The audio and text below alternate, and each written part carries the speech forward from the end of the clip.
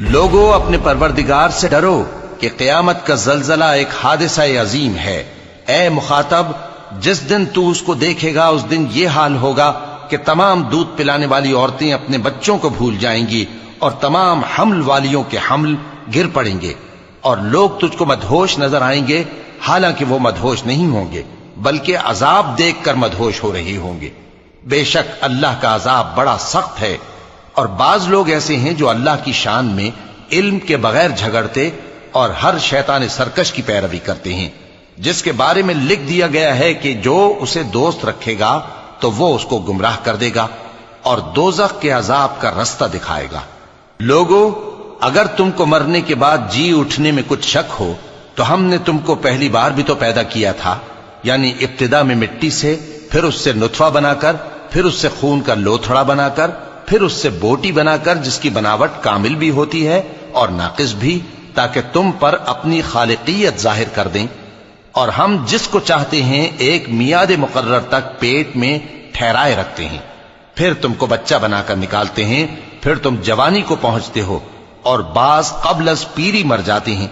اور بعض بڑھاپے کی نہایت خراب عمر کی طرف لوٹائے جاتے ہیں کہ بہت کچھ جاننے کے بعد بالکل بے علم ہو جاتے ہیں۔ اور اے دیکھنے والے، تو دیکھتا ہے کہ ایک وقت میں زمین خشک پڑی ہوتی ہے، پھر جب ہم اس پر مے برساتے ہیں تو وہ شاداب ہو جاتی اور ابھرنے لگتی ہے اور طرح طرح کی بارونق چیزیں اگاتی ہے۔ ان قدرتوں سے ظاہر ہے کہ اللہ ہی قادر مطلق ہے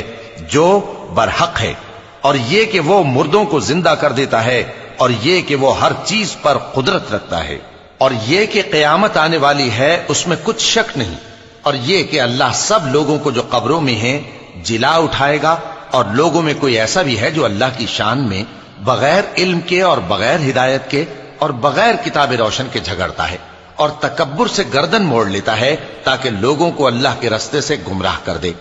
اس کے لیے دنیا میں ذلت ہے، اور قیامت کے دن ہم اسے عذاب آتش سوزاں کا مزہ چکھائیں گے۔ اے سرکش،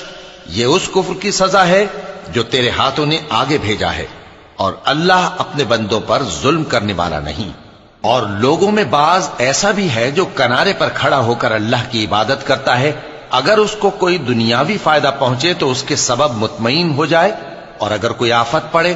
تو منہ کے بل لوٹ جائے، یعنی پھر کافر ہو جائے۔ اس نے دنیا میں بھی نقصان اٹھایا اور آخرت میں بھی، یہی تو صاف نقصان ہے۔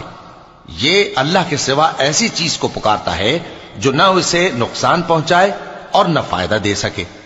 یہی تو پرلے درجے کی گمراہی ہے۔ بلکہ ایسے شخص کو پکارتا ہے جس کا نقصان فائدے سے زیادہ قریب ہے۔ ایسا دوست بھی برا